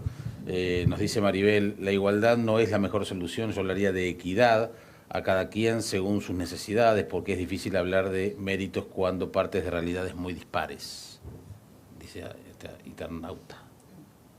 Sí, el concepto de igualdad y equidad son sinónimos. El micrófono, por favor. Filosófico, que podamos no estar de acuerdo, porque estamos en una república, por suerte, y gracias a Dios sí existe. ¿Sí? No, me quedé pensando en el compañero, hay una cuestión interesante, ya que sos estudiante, yo recomiendo siempre leer. Hay una socióloga, que se llama Eva Illouis, que estudió en Israel y ahora está en Francia, trabaja la idea de las relaciones negativas, sociología de las relaciones negativas. Es esto que estamos generando en esta hiperindividualidad donde nos comprometemos y dejamos por el camino a gente, no tanto en lo colectivo que hablaba el profesor, sino en lo más personal, ¿no? Como que a veces nos comprometemos de flash, ¿no? En estos de encuentros que hay, esas cuestiones más individuales y hay gente que pone mucho. Entonces es toda una corriente que hay porque es un fenómeno interesante para observar desde el punto de vista sociológico. Pablo, y en esa individualidad que estás manejando, y creo que todos más o menos coincidimos en ese sentido, también está sucediendo que hay ejemplos de lo colectivo, ¿no? Claro que sí. Casos como el de ella. Entonces también como que hace falta una suerte de punto medio, ¿no? Bueno, yo creo que no, sería más lo colectivo. No, pero digo por lo de las redes, sí. Porque digo, lo colectivo hay de las redes. Hay que ver lo colectivo y hay que ver lo individual también, ¿no? Porque a veces que uno tenga espacio para lo suyo también está bueno, digamos, pero en el sentido de que lo que tenemos que tener presente es que está en la matriz de la sociedad en términos sociológicos, culturales, económicos, políticos cambió. Y ahí estamos generando una masa, ¿sí?, de gente que está quedando por el camino. El tema es preguntarnos por qué Uruguay genera esa masa tan importante de gente que queda por el camino. En temas de suicidio, por ejemplo, en temas de homicidio. Los turcos empezaron a trabajar hace 3 meses el tema de los homicidios y los suicidios como una sola cosa. Porque yo mato a él o me mato a mí. Una conceptualización.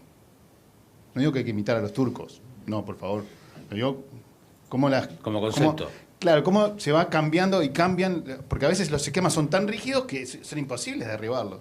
Entonces cambiémoslo. Acá otra internauta pone, Silvana, los jóvenes están rodeados de cosas pero están solos. Falta el tiempo de escucha, el abrazo a tiempo, el límite que dice me importas. Te lo pregunto a vos como psicóloga y después a ti, Lisette, como por la experiencia. Sí, esto que hablábamos, ¿no? La falta de comunicación intrafamiliar, el miedo que nos da muchas veces a los padres de lo que pueda estar pasándole o haciendo a nuestros hijos, y entonces preferimos no saber. Es un tema también de aceptar ese cuestionamiento que nuestros hijos nos vienen a hacer, ¿no? Uh-huh. Pues dijiste una cosa, Pablo, muy interesante, esto de que si elige ser plomero, que sea digno esto, por ejemplo, es una cosa muy interesante que está pasando en los jóvenes, ¿no? Y que a veces desde el mundo adulto se critica mucho. Empiezan a trabajar en algo y no se sienten bien y cambian de trabajo, que hay una soledad enorme, sin dudas. Eso en la cabeza de nuestros padres o nuestra estaba muy mal visto el cambio, claro. Y hoy es mucho más usual y claro. Se ve. No es un demérito cambiar. No, para nada, y hay algo que es real. Hace muchos años me acuerdo que un docente, yo hacía un curso de recursos humanos y decía, un trabajo bien remunerado que no amemos o no tengamos, puede darte 6 meses de gratificación. Y eso pasa en las relaciones también.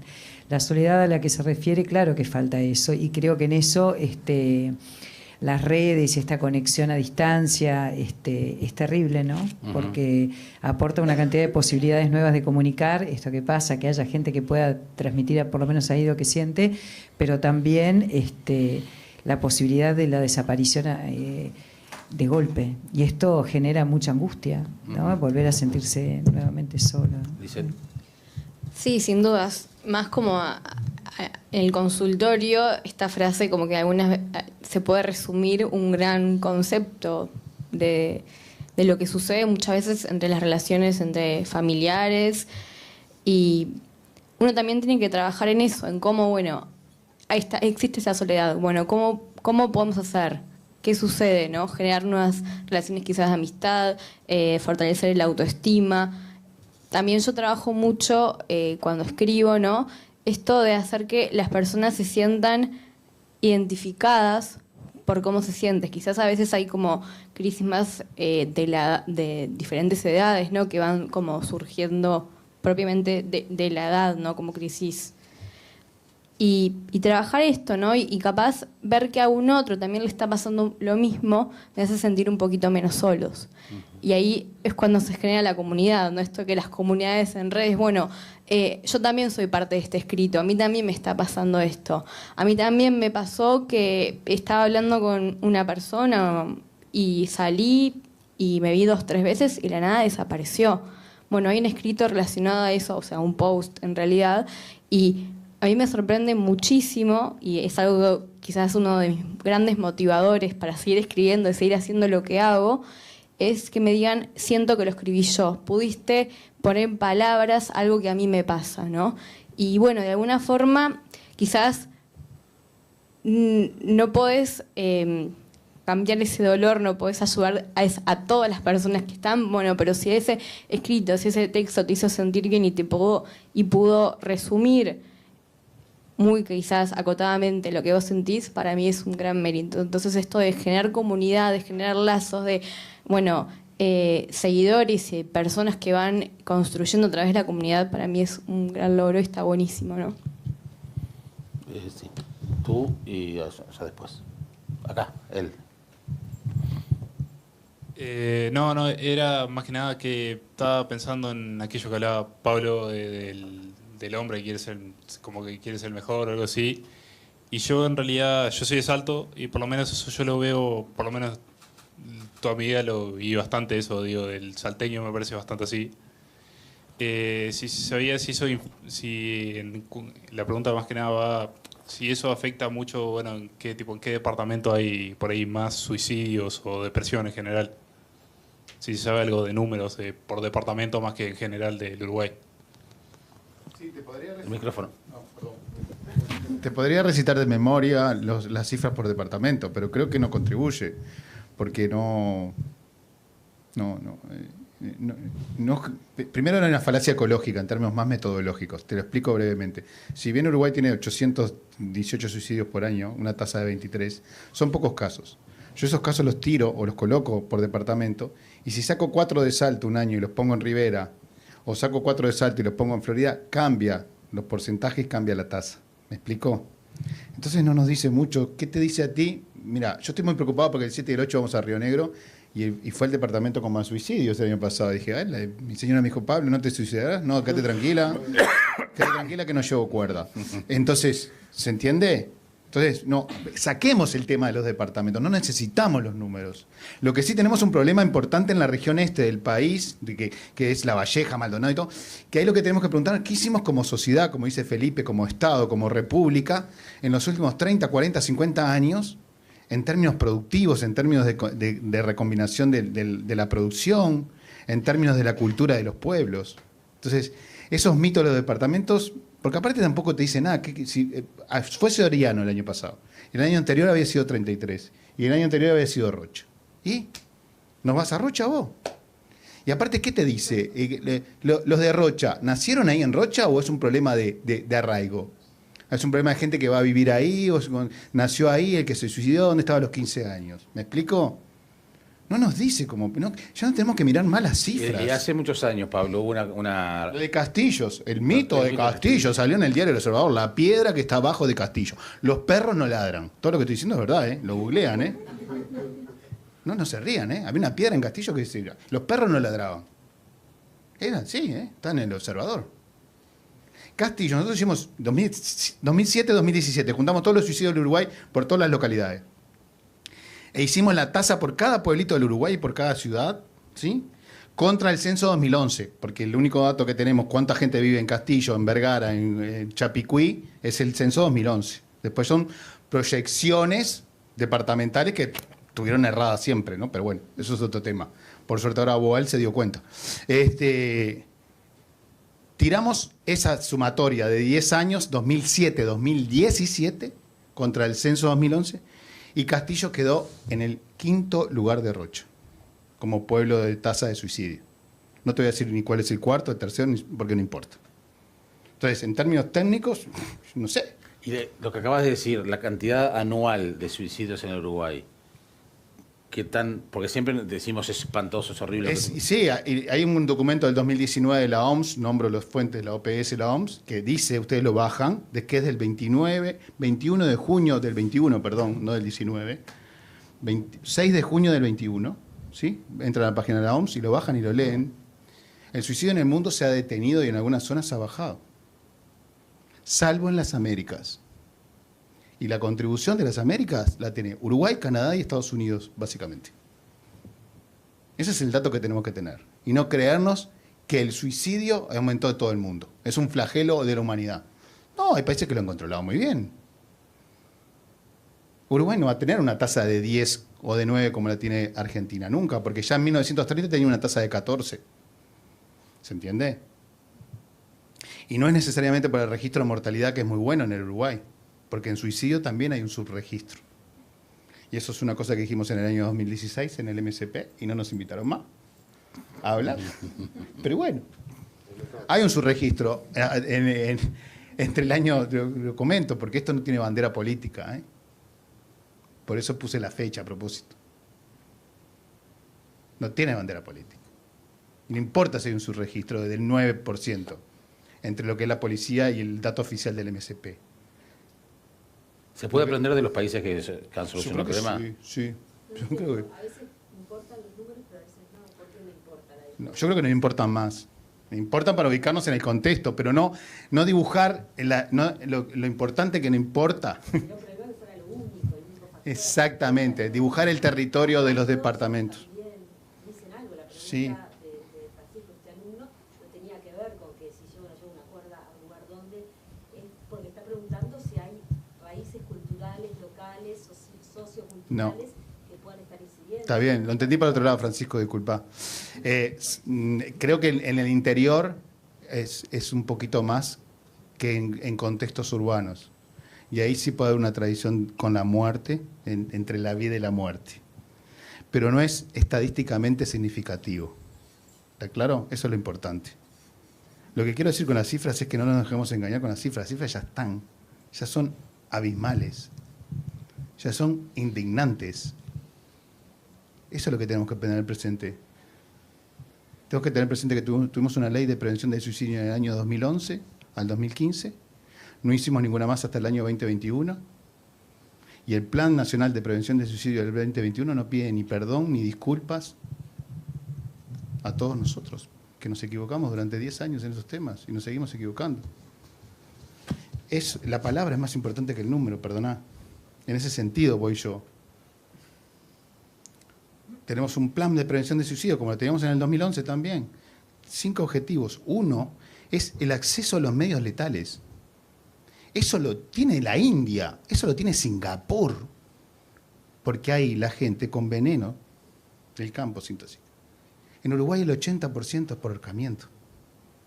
Entonces, perdimos un objetivo en un plan diciendo no el acceso a los medios letales. ¿Qué vamos a prohibir las cuerdas?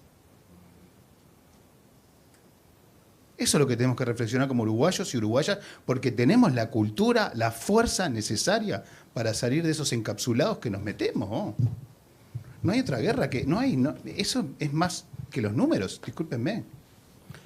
Allá la chica, sí, la chica allá y después tú acá. Buenas. Ay, sí. Tú, Pablo, acotaste que perdimos los elementos que nos forman como comunidad. ¿A qué elementos te referías como para poder ayornar en el tema y también trabajar como comunidad y apoyar eso, ¿no? Porque también clasificaste que no siempre es que tenés que ir, no todas las personas genéricamente tienen que ir al psiquiatra o al psicólogo, sino también como una contención desde nuestro hogar o nuestros vínculos. Entonces nosotros como vínculos, ¿qué elementos podríamos aplicar para mejorar eso también? Yo lo que dije es una cuestión que ya está estudiada sociológicamente. De la década del 60, 70, la sociedad tardomoderna, digamos, o posmoderna, como quieras llamarle vos, o neocapitalista,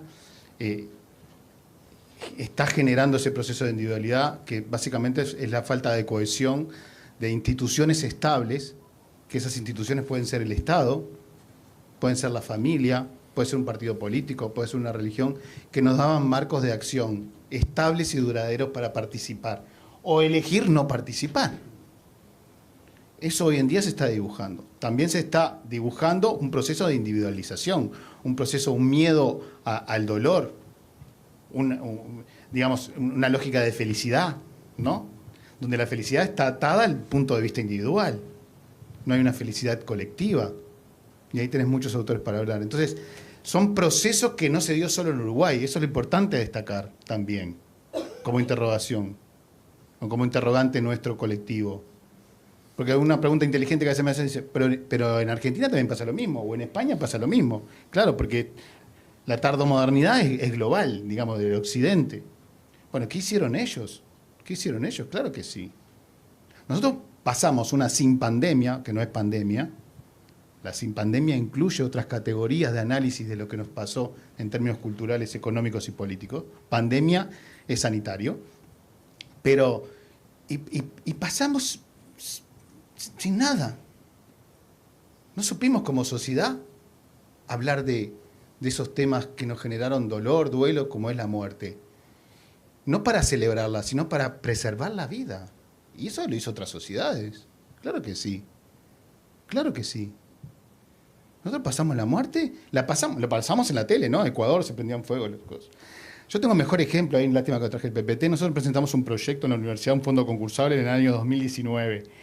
En diciembre, me río para no llorar, el 17 de diciembre del año 2019 recibimos la evaluación de ese proyecto, donde nos decían que la sociedad uruguaya, el proyecto era muy lindo, pero la sociedad uruguaya no estaba capacitada para hablar de muerte, porque era un proyecto sobre muerte, sobre duelo de causas externas, ¿no?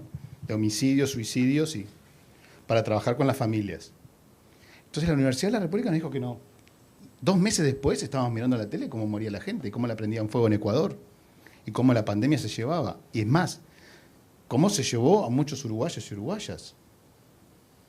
Y no supimos hablarles a nuestros niños o a nuestros jóvenes sobre la muerte.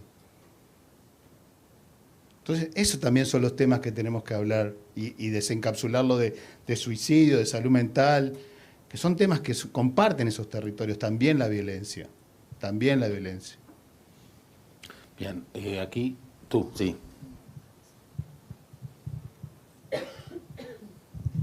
Mi nombre es Laura, soy psicóloga, así que es una reflexión o una respecto a esto, ¿no? Yo soy psicóloga educacional, clínica, ¿no? Pero nosotros a los psicólogos, primero, en mi época, que hace mucho, nos formaron como psicodiagnosticadores, después como clínicos, y después subieron opciones de formación. De hecho, en la universidad, en la Facultad de Psicología, la psicología educacional solo existe a nivel de máster, no es una especialidad. Y para hacerla tuvimos que irnos a otros países, a otros lugares. Yo he estado en lugares de lugares socioeconómicos altos y bajos. Las problemáticas, uno podría decir que aparecen en todos lados. Las soluciones en uno y en otro terreno son muy diferentes por el manejo económico, digo, ¿no? Pero me llamó la atención que Roberto dijera gabinete, porque es una palabra que los psicólogos educacionales hemos luchado contra viento y marea y las hemos sacado de las instituciones privadas, por lo menos, y de las públicas también, pero que en definitiva, frente a las realidades que vivimos, terminamos siendo un gabinete, ¿no? Porque las demandas, y lo decía acá la psicóloga, son tales que terminaron siendo, en la institución educativa, donde yo he trabajado siempre, en este último tiempo, y sobre todo después de la pandemia, los receptores de todas las problemáticas que nos impiden abordar la psicología institucional, la psicología en los grupos, entrar a los salones, acompañar las salidas, el rol de un psicólogo comunitario, digo, ¿no? Y en este mismo 1 a 1, el punto rápido que te dicen, bueno, tú no lo vas a tratar, no sos un terapeuta en la institución, los derivamos a las instituciones de salud que están absolutamente desbordadas, todas, las públicas, las privadas. Entonces digo, el abordaje de la psicología educacional desde un punto de vista comunitario, ¿no? Poder cambiar el modelo de atención.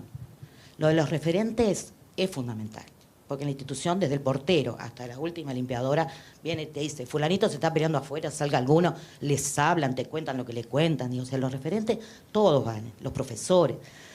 Pero los psicólogos en las instituciones, de hecho en bachillerato no existe el cargo de psicólogo, van personas a hacer cosas, pero digo, no existe en sí. Y me parece que hay que cambiar el modelo de psicólogo educacional y luchar por eso. Y de la atención de los adolescentes, porque 1 a 1 es imposible, ¿no? Me parece que el modelo de atención comunitaria, de psicología de terapéutica grupal, porque no nos da la vida y nos cansamos mucho. Entonces, bueno, la devolución es que me parece que tenemos que generar, porque también desde la Facultad de Psicología no se propicia, ¿verdad?, la terapia grupal, poder abordar a los adolescentes desde los grupos. Nosotros muchas veces armamos grupos que llamamos psicopedagógicos, con un sentido pedagógico, para poder trabajar muchas cosas que no es una psicoterapia real, pero que sí aborda el que pueda ser escuchado, ¿no? Vamos a leer el cuento al jardín que queda atrás de la escuela, organizamos, o sea, el poder tener un modelo educativo comunitario, porque hoy por hoy con la reforma le han dado todo ese rol al docente, con la neuropsicología, con que, bueno, ¿no? los ejes transversales y las competencias, y realmente también está muy complicado. Y a los psicólogos, digo, ni siquiera hemos participado en una charla del cambio educativo del proyecto, digo, ¿no? Como el psicólogo tiene que estar en el gabinete, digo, y el rol ese tiene que cambiar. Eso es algo muy importante para la educación y en esta reforma. Y disculpen si me extendí, pero es un reclamo, pero me parece que hay muchos psicólogos y que si no podemos ver un abordaje diferente, 1 a 1, se nos perdieron. ¿Roberto? Yo quería agregar eso, que además en algunos liceos, ¿no?, ni siquiera hay un gabinete, o sea, hay que recurrir, ¿no? ¿No te gusta el gabinete? No, lo hemos desterrado esa palabra, pero el gabinete es un baño. ¿Quién está hablando de eso? Nosotros peleamos con mis compañeras de Urejo, lo desterramos porque el gabinete es el baño. Nosotros no somos el baño. Yo por lo menos. No más gabinete. De hecho, somos equipo multidisciplinario en las instituciones públicas y en las privadas somos departamentos psicopedagógicos. No sé si hay alguien que... O perdoname. No, digo, yo trabajé muchos años en un gabinete, y luchamos justamente para desterrar el modelo de gabinete, ¿no? O sea que hace 30 y pico de años que conozco de eso y coincido contigo que el trabajo no es 1 a 1. Mi punto era, llamémosle, el lugar donde habita un psicólogo durante algunas horas. Lo peor que hay lugares como los bachilleratos, como tú bien decías, o muchos liceos que ni siquiera tienen un lugar donde hay psicólogos. O sea, tenés una psicóloga o un psicólogo que tiene que atender 5 o 6 liceos, lo cual es, digamos, uno que estuvo ahí, es inviable, o sea, es imposible, no hay manera de trabajar coherentemente eso, porque no tenés manera de tener en la cabeza, digamos, los miles y miles de gurises de que se trata. Entonces, es por la galería, es ir y cumplir y apagar un incendio y hacer un taller. Hicimos un taller y tal, y como que todos quedamos calmos de que, bueno, se hizo algo y se está haciendo, y uno internamente sabe que eso no sirve para nada. O sea, porque es una acción. O sea, a ver, capaz que sirve alguito, ¿sí? Pero no soluciona el problema, ¿no? Entonces, y que en bachillerato hoy no haya ningún psicólogo esté recorriendo o esté encerrado en un salón, no importa, por lo menos prefiero a uno que esté encerrado que haya, a que no haya, ¿no? Y eso está pasando hoy y sigue pasando. Y a comienzos de este año, cuando hubo tantas situaciones disruptivas en las puertas de los liceos, ¿no?, que se generó toda esa movida, aparentemente iba a haber algunos cambios. Digamos, sé que hubo algunas contrataciones de colegas que de vuelta, en el entendido de que esa no es la solución, pero es una cosa más que ayuda en determinados momentos para el corto plazo, porque también hay veces que hay que accionar ahí en el corto plazo, y si vos no estás ahí, como la atención, si no la atiende esa semana, capaz que es tarde, ¿no? Claro. Felipe me pide la palabra. ¿Le alcanzás el micrófono? Sí. Y después tenemos una última pregunta ya. No, yo lo último, o sea, porque creo que también por las características del tema, de la discusión, caímos mucho también en el análisis de todos los desafíos y los problemas, pero es como también plantearlo desde un término también de cierto optimismo y esperanza, ¿no? Por un lado, creo que si bien obviamente el desarrollo y el capitalismo ha traído un montón de desafíos a la sociedad, también ha generado un montón de avances a nivel de desarrollo humano. Y ese es el mundo en el que estamos, ¿no? En el que el acceso de la mujer a derechos, eso se da también producto del avance del capitalismo. Y creo que ese nivel de desarrollo humano que también ha aumentado un montón de personas a nivel mundial, ¿no? Esto saliendo un poco de la realidad del Uruguay. Por eso creo que ahí, por lo menos en cuestiones más ideológicas de fondo de algunos de los términos que se puso sobre la mesa, tengo algunas discrepancias. Creo que ese avance en un montón de aspectos que tienen que ver con el desarrollo humano y que vienen de la mano de lo económico, traen estos desafíos más en términos de la persona, el individuo, el propósito y el sentido. Y creo que por eso ese es hacia adelante los desafíos que tenemos. Pero revuelta, la esperanza mía radica en este tipo de espacios, radica en que este espacio no es tampoco una excepción. O sea, esto es la regla hoy. Este tema está en la agenda de las instituciones educativas, de las instituciones deportivas, de las organizaciones sociales, de las instituciones de gobierno. Y realmente creo que es esa esperanza de que como país, con la responsabilidad que también en algún momento histórico tomamos otros desafíos, tenemos la capacidad de transformarlo. Y creo que en un país de 3,5 millones, con la dimensión y el tamaño de lo que tiene, y con un montón de cuestiones estructurales que nos hacen un país sólido para enfrentar estos problemas, como lo es nuestro Sistema Nacional Integrado de Salud, nuestro Sistema Nacional de Educación. Hay un montón de cuestiones que permiten visualizar con optimismo y con la responsabilidad de que esto también tiene que tener una mirada de largo aliento y no puede caer en las soluciones mágicas de pensar que con algo puntual esto se va a solucionar. Pero nada, es eso. Una pregunta allá, y mientras le acerca el micrófono, una internauta manda la definición de gabinete: habitación más reducida que la sala donde se recibe a personas de confianza. Así que nos quedamos tranquilos con las definiciones. Sí, dale. Buenas, perdón. Mi nombre es Mateo. Quería preguntarte a vos, Pablo. Perdón, parece que te estuviéramos atacando, pues ya somos varios. Es parecido a lo que quería retomar lo que había dicho el primer muchacho sobre lo que habías hablado de los instintos de competencia del hombre, y en el caso de la mujer creo que habías dicho de ser única. Igual me quiero centrar solo en el hombre, porque soy hombre, y lo entiendo mejor. Me resultó como que lo estabas diciendo como que fuera algo negativo, como que el hipercompetitivo lograba que, o sea, participaba, que el ser después fuera como un individuo. Un concepto que aprendí en la ORT era la alienación, creo que era, como ese desprendimiento del ser y de las emociones, que te transformás como un robot. Me dio a entender que estabas utilizando como ese concepto de ser hipercompetitivo, que termina causando como ese egocentrismo de la gente, que solo yo.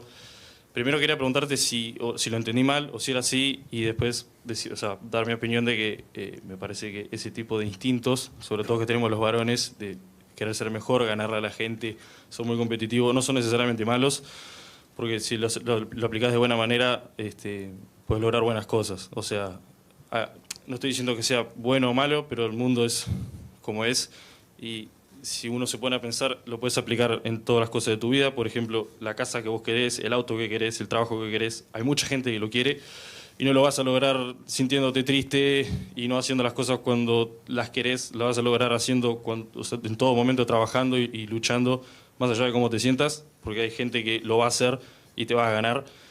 Por ende, o sea, no me parece que sea algo malo, además de que hay mucha gente que a lo largo de la historia, gracias a eso, ha logrado cosas impresionantes. Y si vemos casos de gente hoy en día, no sé, por ejemplo, vemos gente como Elon Musk, yo dudo mucho que le preocupe mucho salir como hipercompetitivo, porque para las cosas que él quiere lograr, o sea, no tiene tiempo para descansar. Quizá eso termina perjudicando él en su vida y termina estando mal y depresivo porque no logró tener conexiones o ese tipo de cosas. Pero no solo empezar con la pregunta de que si era eso, que como que lo querías erradicar, y preguntarte qué pensás, si en realidad me parece que la solución sería no enseñarle a los chiquilines, quitar ese instinto que es muy útil para el resto de nuestras vidas, sino quizá enseñar que no es necesario tener la mejor casa, el mejor carro, el mejor trabajo, la mayor cantidad de dinero para verdaderamente sentirnos útiles como hombres. No sé si se entendió o hablé demasiado. Sí, entendí, sí. Primero te repito, el de Boris Cyrulnik, capítulo 1, 2 y 3. Sí, agregaste el 3 ahora. Sí, el 3 también. El 1 y el 2 si querés, si querés leer menos. La edad solitaria de Le Breton. Y tenés un hermoso trabajo de suicidio juvenil en Argentina de UNICEF, el del año 2019, no el del 20.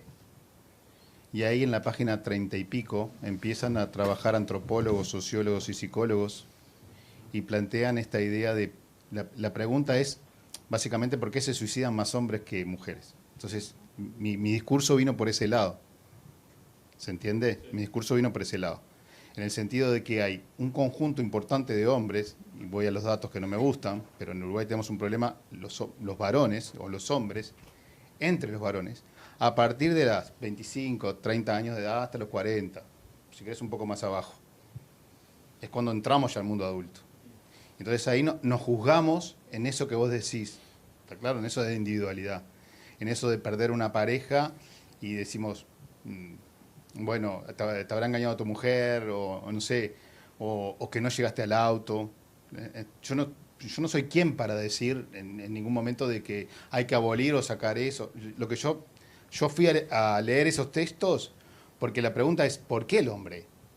¿Por qué el hombre? ¿Por qué? Entonces, creo que hay una explicación en la genética de que genéticamente nos formamos así y la cultura nos va llevando a eso. ¿Me explico?